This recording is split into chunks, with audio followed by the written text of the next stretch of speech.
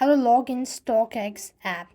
To log into your StockX app, you just want to open your app store, type in StockX, and make sure to install the app.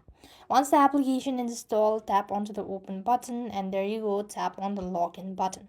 As soon as you do this, it's going to direct you to the web page where you could go ahead and enter your email address, password, or you could select other ways of logging in, such as Google, Facebook, or Twitter as well. Since I've used my Google accounts, I'm just going to simply select one of these options. Now, due to some security concern, the screen might go black, so this is how you're supposed to log into your StockX app.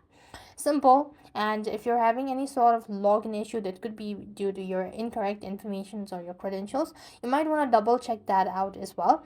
And you just have to go ahead and type in your credentials. So this way you're supposed to log into your StockX app into your device. I hope the video was helpful.